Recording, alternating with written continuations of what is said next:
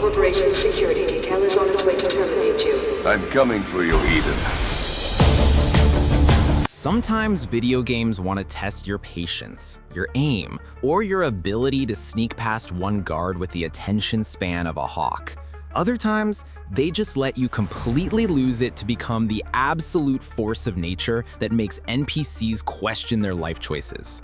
Hey folks, and today we're looking at 10 games where you are the boss. Quick heads up, this is an ongoing list.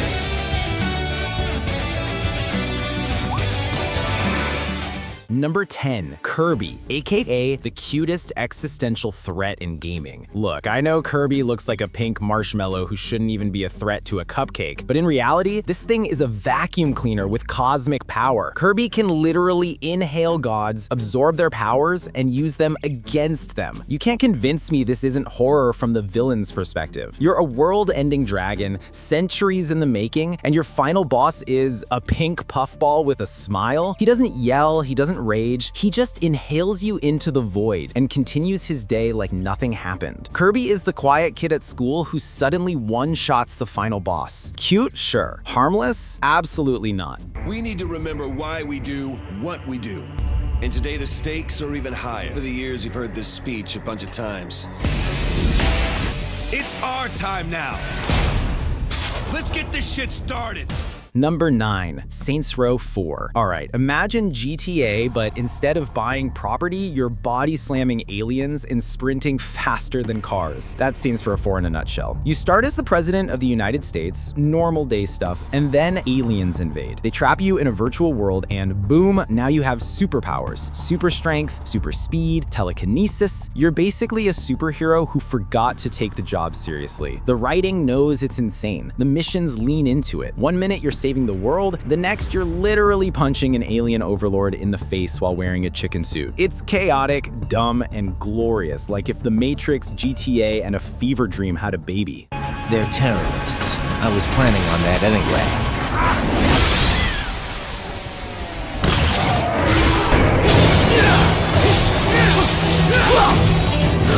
Number 8, Metal Gear Rising: Revengeance. There are cool characters, and then there's Raiden. This man slices through a Metal Gear in the first level. Not mid-game, not a boss rush, the tutorial. Platinum Games looked at realism and said, nah. Every single slash, every parry, every over-the-top boss fight feels handcrafted to make you say, holy crap, I just did that. And yeah, it's tough. You'll die a few times. But even then, it never makes you feel weak, because when you do get it right, you're cutting through enemies like they're made of butter. It's over-the-top anime nonsense in the best way possible. You don't play as Raiden, you become the definition of extra. Knock it off! Silence! Up there! Up the window! Line them up!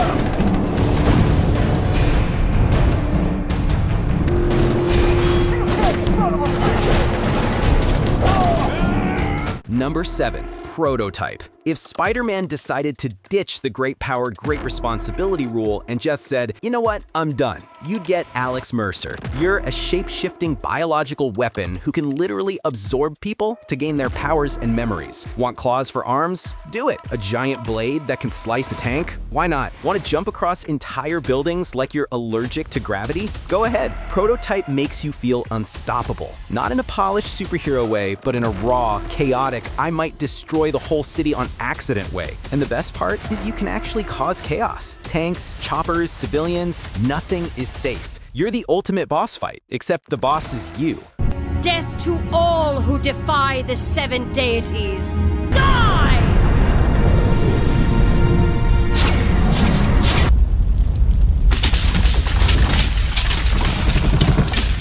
Number 6, Asura's Wrath. You ever play a game so intense you forget to blink? That's Asura's Wrath. It's half anime, half QTE movie, and all pure chaos. You play as Asura, a demigod betrayed by other gods, and instead of sulking, you just start punching your way through heaven. The scale is insane. You're fighting enemies the size of mountains. At one point, a dude literally stabs you with his finger from space. Does Asura die? Nope, he gets up and punches that finger back into orbit. It's less of a game and more of an adrenaline overdose. You don't play for the challenge, you play because being Asura is like starring in the world's angriest anime.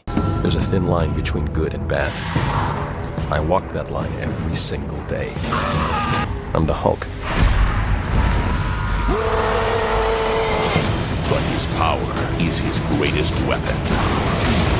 Now, Number 5, Hulk Ultimate Destruction. Before open-world superhero games were everywhere, Hulk Ultimate Destruction did it right. You can run up skyscrapers, leap across entire cities, and yes, use cars as boxing gloves. You're not just playing as the Hulk, you are the definition of destruction. Every punch feels like a mini earthquake. You pick up a bus and use it like a skateboard because physics checked out 10 minutes ago. Enemies, they don't even slow you down. You don't dodge, you tank every hit because you're literally built different. It's pure chaos wrapped in green, and it still holds up because no other game makes you feel this untouchable.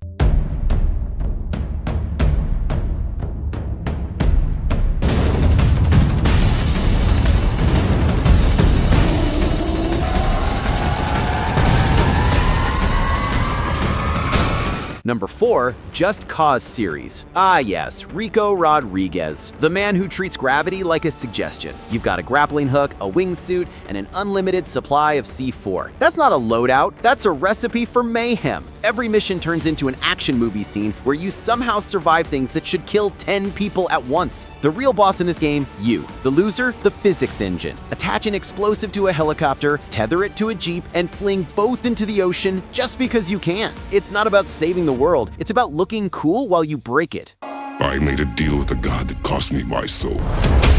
My life is yours, Ares. From this day, I shall carry forth your will. It was long ago. I killed many who were deserving, and many who were not. Number 3, God of War, classic Kratos. Before Kratos had a kid and learned how to feel emotions, he was on a full-blown divine killing spree. The original trilogy is pure carnage. From ripping off Medusa's head to punching Zeus to death, Kratos goes full revenge mode on the entire Greek pantheon. He doesn't sneak, he doesn't hide, he doesn't even think. He just swings until Olympus is quiet. By the end of God of War 3, he's literally the last god standing. You can't argue with results. If the modern Kratos is a dad with wisdom, the old one is that uncle who punches through walls because someone ate his leftovers. a worthy individual must step up and fix it.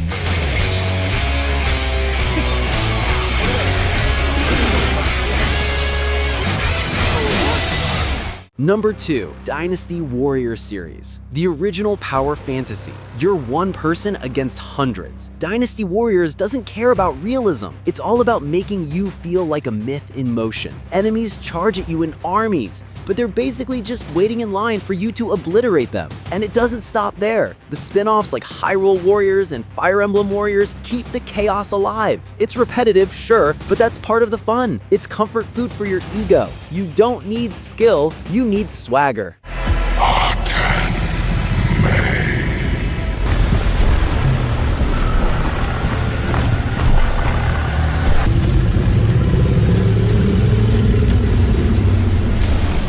Number 1, Doom 2016 and Eternal. If there's one game that makes you feel like the final boss, it's Doom. You don't survive hell, you dominate it. The demons aren't chasing you, they're running away. Every encounter feels like a violent ballet. You're moving, shooting, tearing, and chaining kills faster than the soundtrack can keep up. And the music? It doesn't play for you, it obeys you.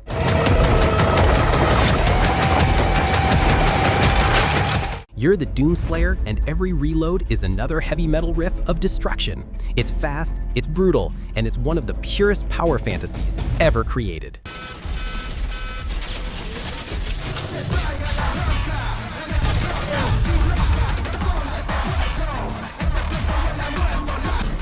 Well, you're in luck. We like dominoes. Bonus, Crackdown. Yeah, Crackdown 3 wasn't perfect, but when it works, it's pure chaos fuel. You're jumping across skyscrapers, tossing cars like baseballs, and blasting through buildings like it's leg day. Even when the gameplay gets a little janky, the core idea, being an overpowered super cop with zero restraint, still hits hard. The explosions, the vertical movement, the sheer destruction. It's stupid fun, and we love stupid fun. Alright, let's hear it. What's your favorite I'm the Boss game? Drop it down in the comments. We love reading what games make you feel unstoppable. If you liked the video, hit that like button. If you haven't subscribed yet, now's the perfect time. We drop brand new videos every single day, and if you want to catch them first, hit that bell. Thanks so much for watching.